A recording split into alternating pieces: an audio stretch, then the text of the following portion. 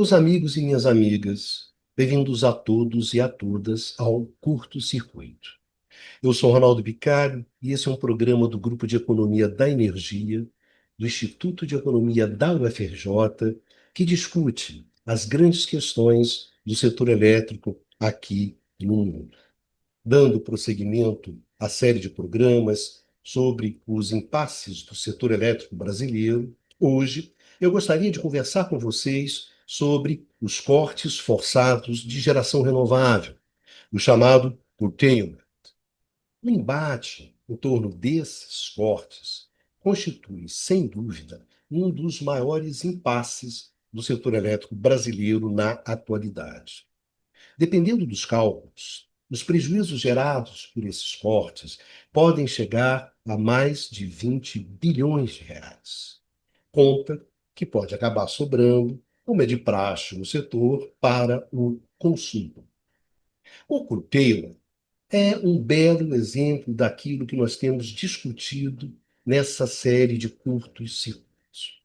Um exemplo pedagógico de como uma inconsistência de uma dada política energética, uma inconsistência não reconhecida, não levada a sério e principalmente não reduzida ao longo do tempo, pode ir se tornando cada vez maior e gerar impasses e conflitos gigantescos que podem simplesmente distorcer todo o desenvolvimento do setor.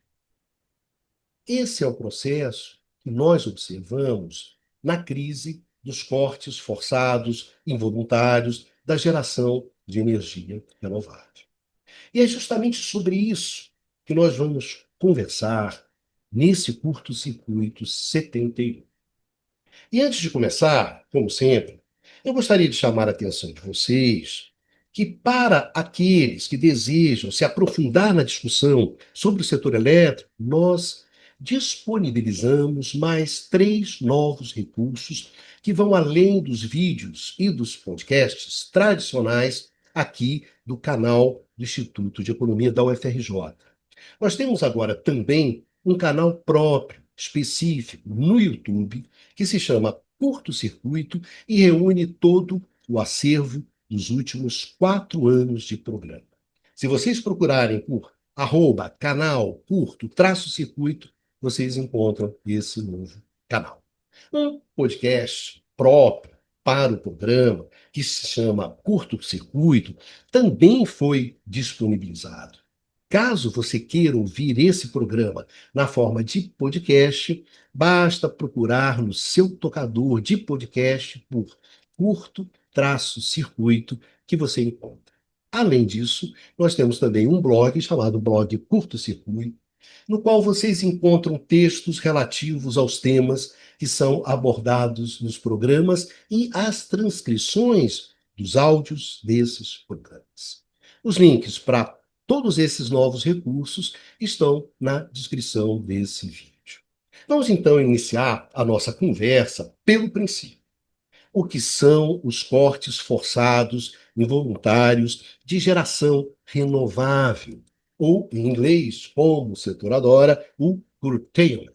E por que eles estão gerando um enorme imbróglio, uma enorme confusão no setor? Vamos lá.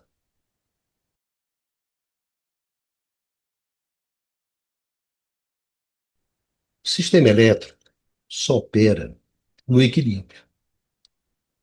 Para garantir esse equilíbrio, assim como a confiabilidade, a estabilidade, a segurança, em outras palavras, a integridade do sistema, se recorre à figura de um operador que coordena, de forma centralizada, as ações e as decisões dos agentes presentes no sistema.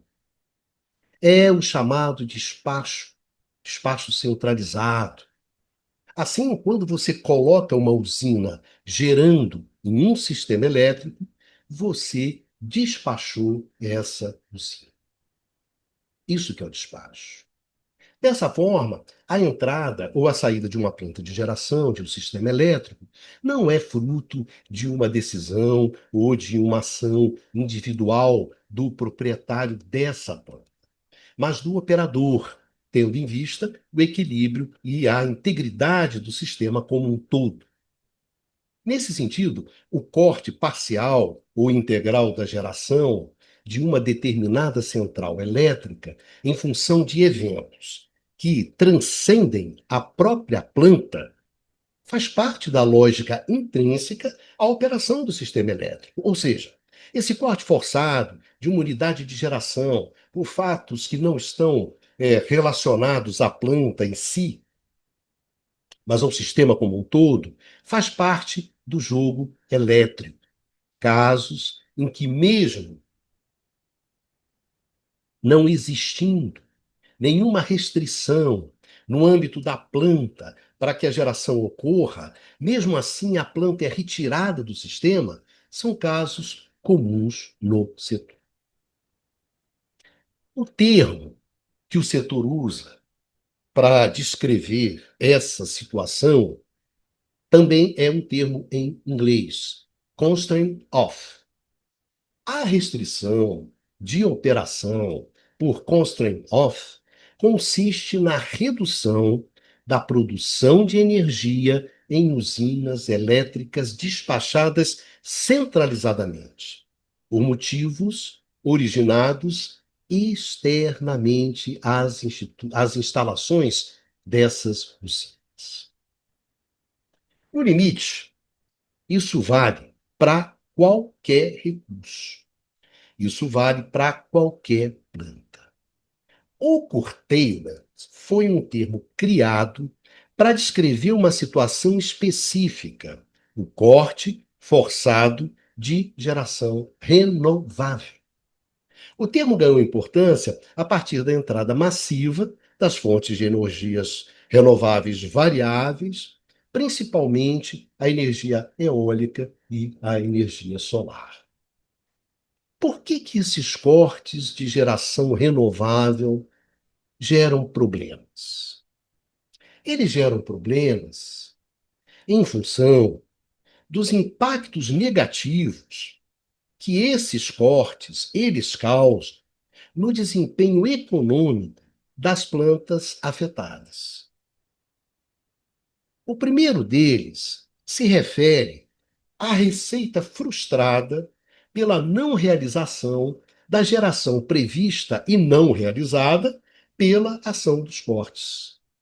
Isso tem impactos negativos diretos nos resultados econômicos dos projetos. E quanto maiores forem os cortes, maiores serão esses impactos.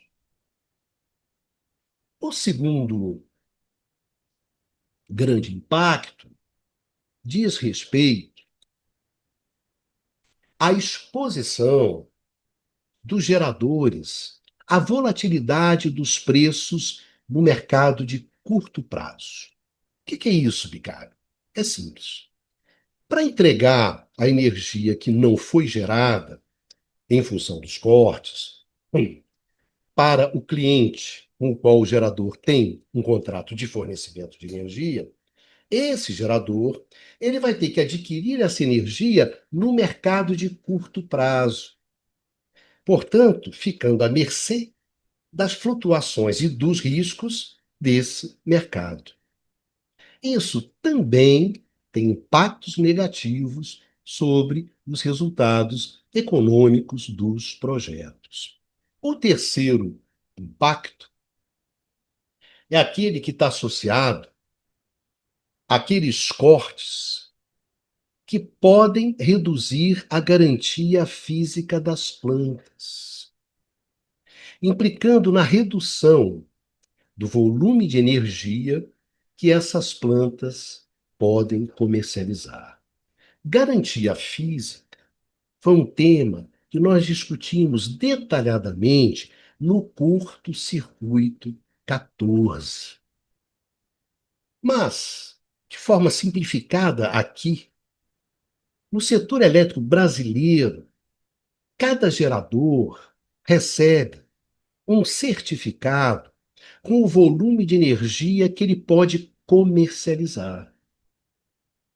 Um volume definido a partir da simulação sobre quanto o sistema como um todo vai gerar no próximo ano e da contribuição de cada gerador para essa geração total.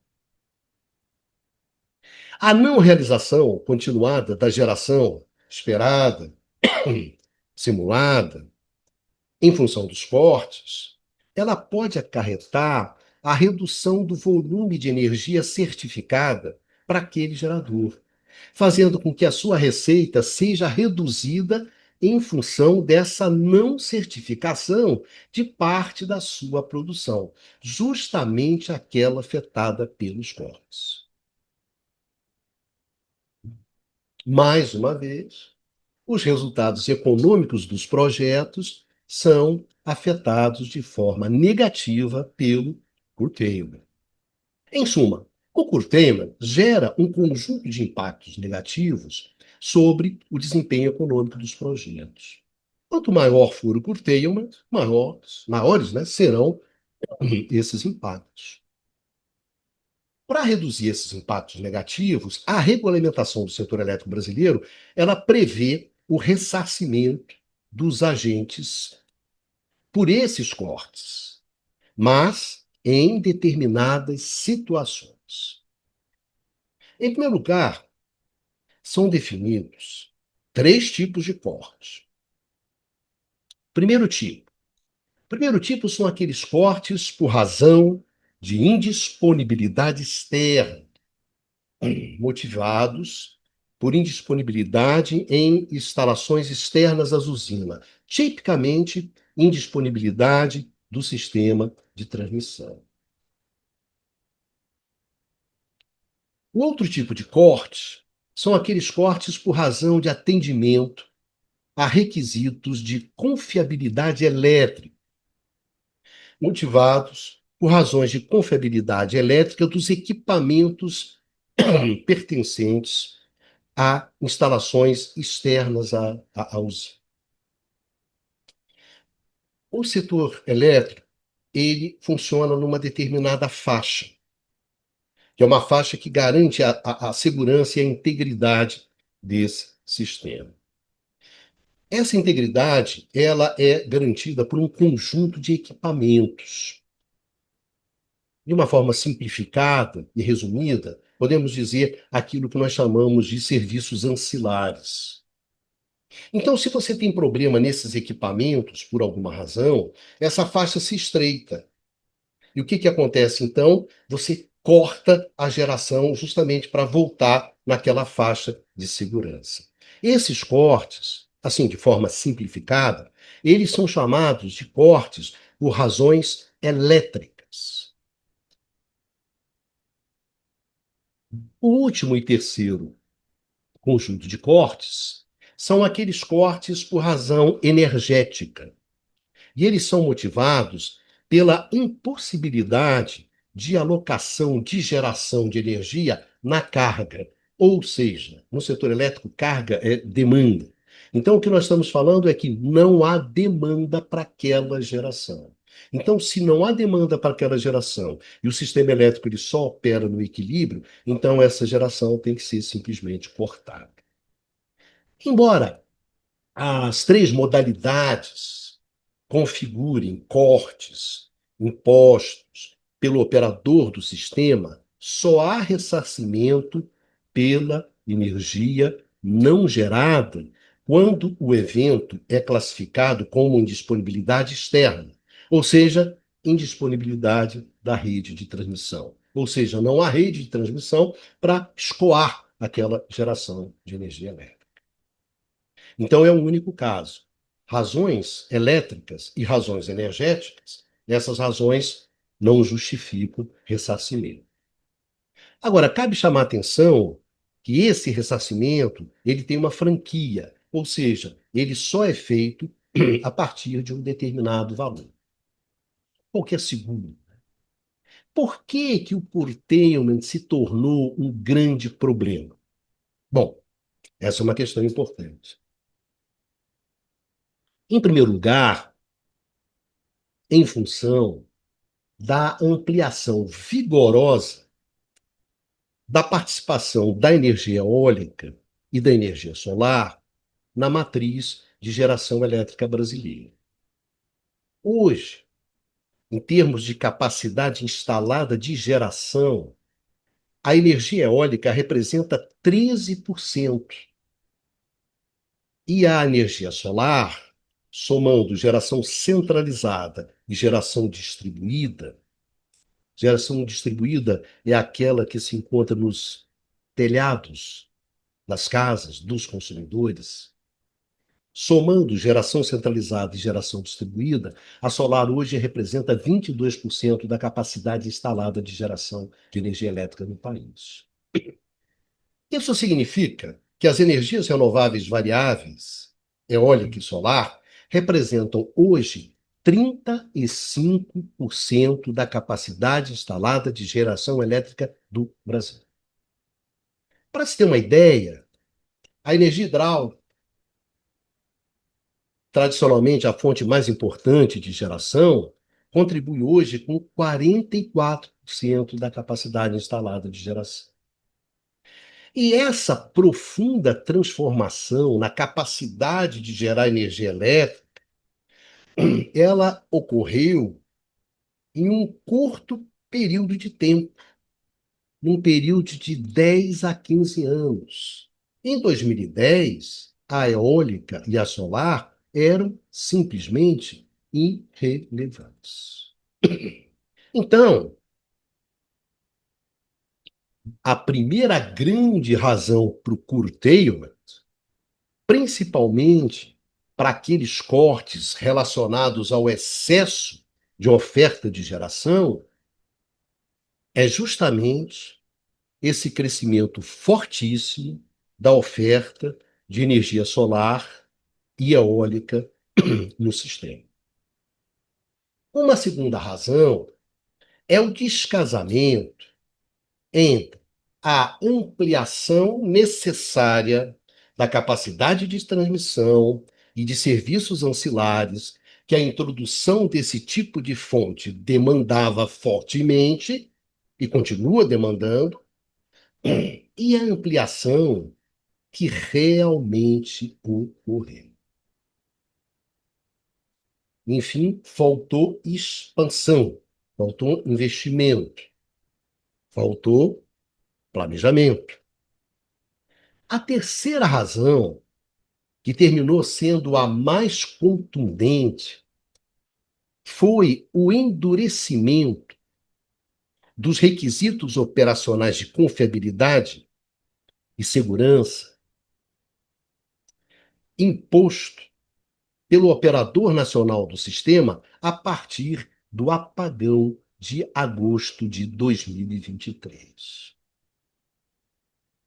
Na medida em que determinados fatos associados à operação das usinas eólicas e solar estavam na origem do apagão, o ONS, Operador Nacional do Sistema, passou a operar o sistema em condições mais rígidas, que tiveram implicações sobre o volume de cortes das usinas renováveis. Concretamente, em função disso, houve um aumento desses cortes. O somatório desse conjunto de razões criou uma situação na qual os cortes forçados de geração renovável se ampliaram e passaram a gerar um prejuízo significativo, que começou a colocar em risco a viabilidade financeira dos projetos de geração centralizada. Segundo os geradores, esse prejuízo, considerando 2023 e 2024, esse prejuízo alcançaria o valor de 2 bilhões de reais. E a partir daí, começou uma ciranda bastante conhecida no setor, que é o jogo de se tentar passar esse prejuízo para frente. O velho e conhecido jogo no setor de quem é que vai ficar o mico no final. Antes da gente se aprofundar nessa discussão sobre as razões efetivas desse impasse em torno do curtailment, vale a pena chamar a atenção de vocês para alguns fatos importantes. Os geradores propõem o ressarcimento completo desses cortes, alegando que eles não foram previstos na avaliação inicial dos projetos que hoje estão operando. O ressarcimento seria feito através de um encargo pago por todos que utilizam o sistema, inclusive os consumidores, que é o encargo de serviços do sistema, que são recursos destinados à manutenção da confiabilidade e da estabilidade do sistema. Para se ter uma ideia, esse encargo hoje ele, ele arrecada algo entre 230 milhões de reais. Bota aí, 230, 240, 250 milhões de reais. Ressarcir os cortes seria simplesmente multiplicar por 10 esse valor.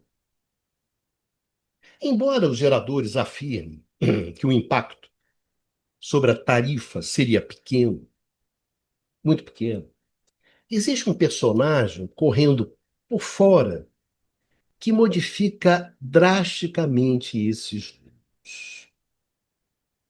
Quem é esse personagem, Bicário? Esse personagem são as hidrelétricas.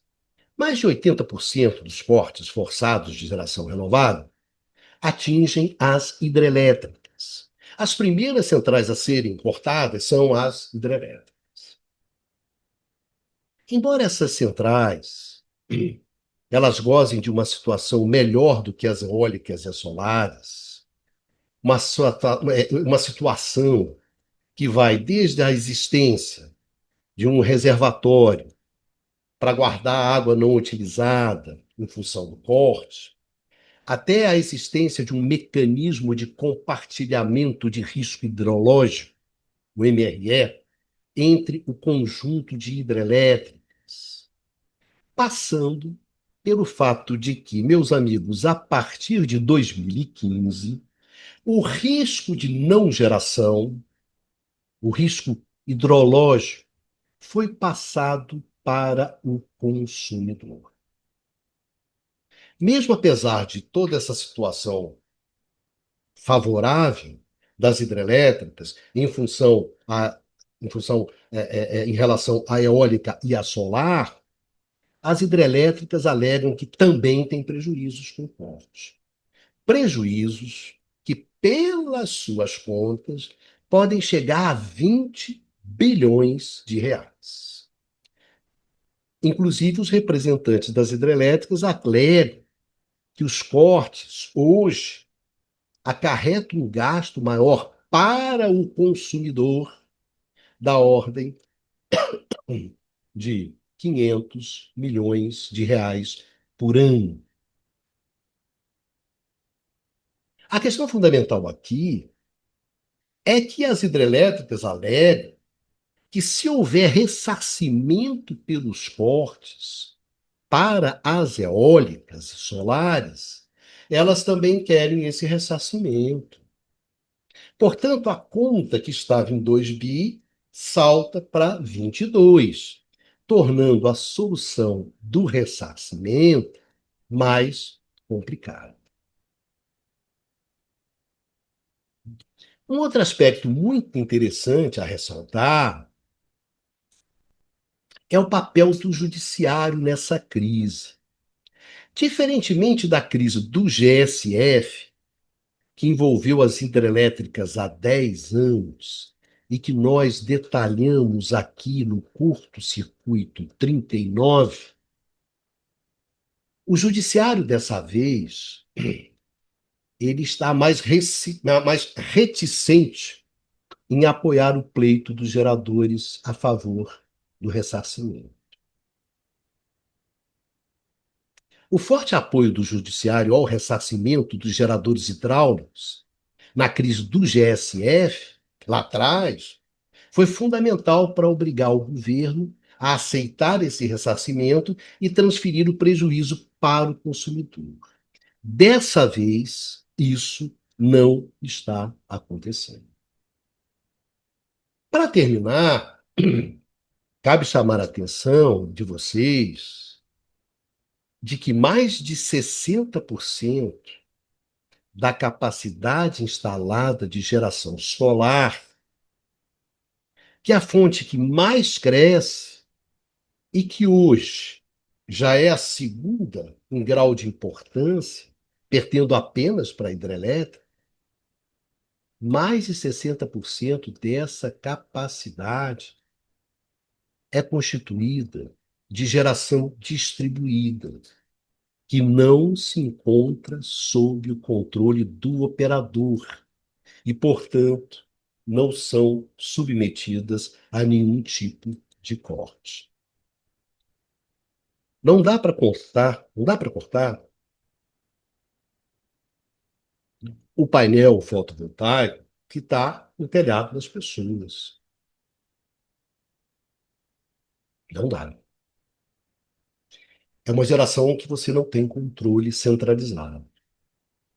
No entanto, essa geração distribuída, ela aparece no jogo de uma forma indireta, na medida em que ela reduz o consumo e, por conseguinte, amplia o excesso de oferta centralizada. Se você gera a sua própria energia elétrica, você não consome. Então, essa falta de consumo vai bater lá no equilíbrio oferta-demanda. Então, o que que acontece? Amplia os cortes por razão energética. Ou seja, excesso de oferta, falta de demanda. Então, essa questão, ela aponta para problemas futuros de monta, que transcendem o curtailment e que nós vamos abordar quando a gente discutir os impasses da geração distribuída, que é um outro problema. Em suma, essa é a crise do curtailment. Esse, esses, né, são os traços mais relevantes dessa crise. O que eu gostaria de fazer agora com vocês é discutir essa crise sob uma perspectiva mais ampla, que vá mais além da disputa entre os diversos lobbies dos interesses que se degladiam nesse imbróglio do curteio. Vamos tentar analisar essa crise a partir de uma visão que contemple uma política pública que esteja comprometida em garantir o acesso à energia necessária ao desenvolvimento econômico e social do país. Essa abordagem é importante tanto para aqueles que acreditam nesses compromissos, quanto para aqueles que estão envolvidos diretamente na crise e não conseguem enxergar mais além do que os seus próprios interesses individuais e de curto prazo. Eu diria que essa abordagem, na medida em que abre o jogo e dá uma visão mais ampla do problema, essa abordagem interessa a todos, a gregos e corintianos, como diz a brincadeira. Vamos ver então essa visão mais ampla do problema. Vamos alargar o nosso horizonte de análise.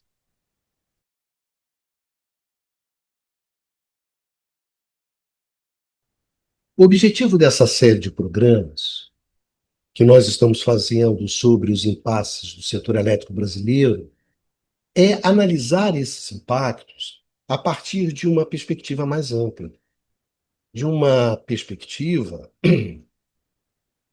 que ultrapasse os interesses particulares e de curto prazo envolvidos nessas disputas. Gente, os grandes problemas do setor elétrico aqui no mundo hoje estão associados à transição energética. Então, hoje, Discutir os impasses do setor elétrico é discutir os impasses da transição. E a transição é uma questão que, evidentemente, transcende a política específica do setor e alcança a política energética como um todo. E mais do que isso, alcança o conjunto de políticas públicas.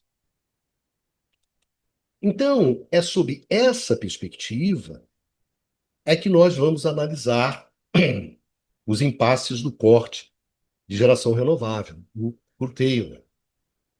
Como nós já vimos, entre as principais razões desses cortes, destaca-se a forte ampliação da energia eólica e solar na matriz de geração brasileira. É claro que essa ampliação ela não foi gratuita, mas fruto de políticas públicas, de incentivos significativos a essas fontes. Essas políticas, elas se inserem no contexto das políticas de descarbonização da matriz de geração elétrica implementadas no mundo inteiro, justamente para fazer face ao aquecimento global e à urgência climática, e que hoje se traduzem concretamente na introdução das energias renováveis variáveis, eólica e solar. Vista sob essa perspectiva, pode-se afirmar que, em termos de incentivos à descarbonização, em termos de ampliação das renováveis na matriz de geração, a política brasileira ela foi um grande sucesso. No entanto, se a gente analisa esse sucesso sob a perspectiva do conjunto de políticas públicas, o quadro muda de figura. E muda justamente quando vemos essa figura a partir de ângulos diferentes. E é disso que se trata aqui. O primeiro questionamento ao sucesso da política ambiental de descarbonização vem da política energética. Política energética vista aqui como a busca da garantia da segurança energética. Segurança energética sendo sinônimo de garantia de acesso físico e econômico à energia necessária ao desenvolvimento econômico e social do país.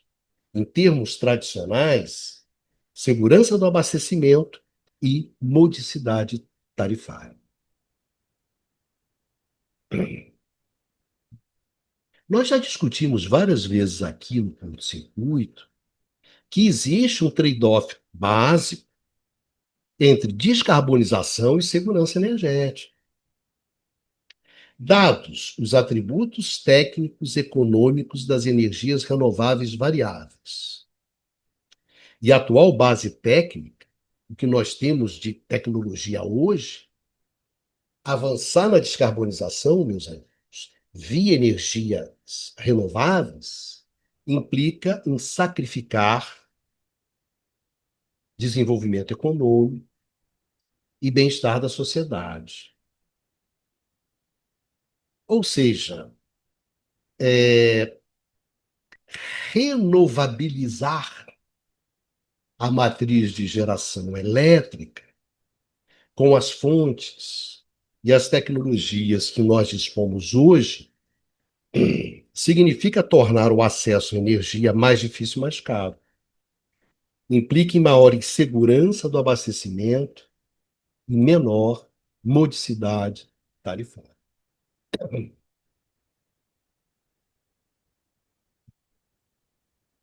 Como nós já discutimos antes aqui várias vezes no curto-circuito, só se consegue sair disso com muita inovação tecnológica, econômica, organizacional, regulatória, institucional. Essa é uma questão conhecida desde que se começou a discutir a transição energética. Existe sim esse trade-off, essa inconsistência básica entre descarbonização e segurança do abastecimento. O que é interessante no caso brasileiro é a tese de que o país dispõe de recursos que podem reduzir esse trade-off, que podem reduzir essa inconsistência básica. E assim fazendo, podem reduzir os impasses e os conflitos.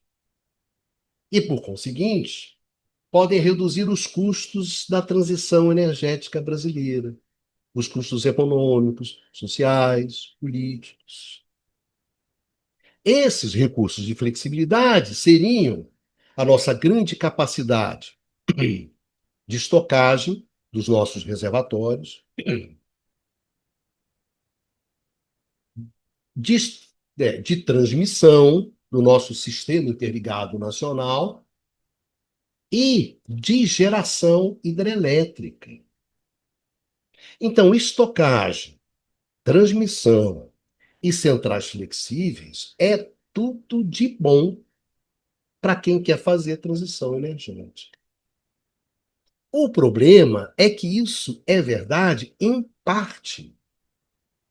É verdade que nós temos esses recursos. No entanto, esses recursos, eles foram criados para atender à flexibilidade necessária à utilização de uma fonte renovável definida, a energia hidráulica. Ou seja, esses recursos já estavam sendo ocupados pela necessidade de flexibilidade da nossa geração hidrelétrica. E mais do que isso, mesmo para a flexibilidade hídrica, esses recursos já apresentavam claros sinais de esgotamento. Trocando em miúdos,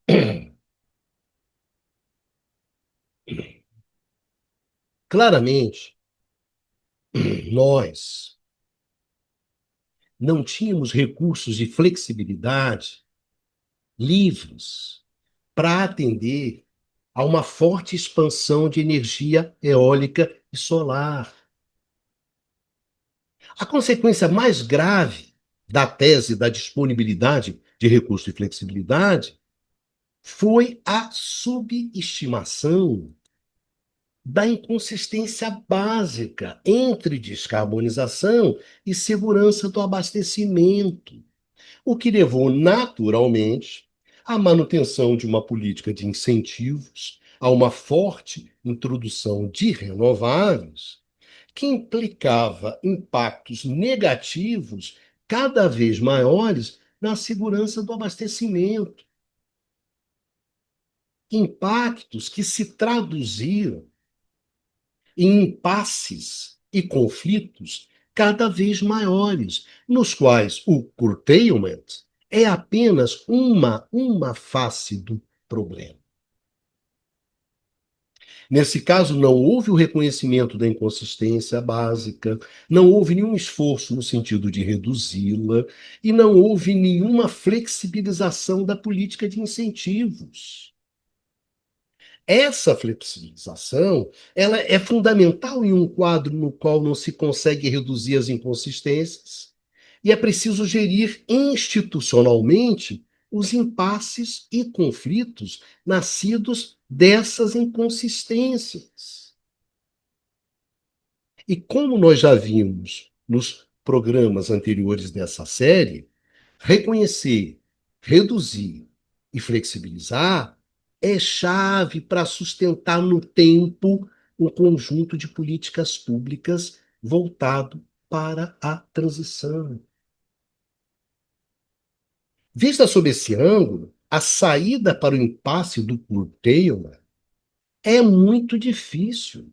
A tendência é perpetuar o conhecido jogo do setor, que é tentar passar o mico adiante. O adiante no nosso caso, é sempre o consumidor, que no final acaba pagando a conta. Então, é preciso reconhecer que nós temos que voltar 6 casas no jogo, sim. O que é preciso é reconhecer é que nós não temos uma política nacional de transição energética consistente, que nós estamos avançando na introdução das energias renováveis à custa da desestruturação do sistema elétrico brasileiro, à custa da desotimização do setor elétrico brasileiro. Em suma, à custa do desmanche do setor elétrico brasileiro. É preciso, no mínimo, parar com isso. É preciso parar com essas políticas desestruturantes. É preciso que o Estado retome o controle do processo através da estruturação de uma política de transição na qual sejam incorporados os desafios reais da transição, por um lado, e os nossos recursos reais, por outro. O resto é fantasia delirante. É a construção do desastre. Para terminar, a questão fundamental na raiz do impasse dos cortes de geração renovável é o não reconhecimento do impasse básico entre descarbonização e segurança do abastecimento, entre renováveis e modicidade tarifária. Não são sinônimos, hoje são opostos. É preciso reconhecer isso, é preciso trabalhar para reduzir isso. É preciso ter flexibilidade política para lidar com isso. É preciso ter uma verdadeira política de transição que estruture tudo isso. Não é fácil, mas é imprescindível.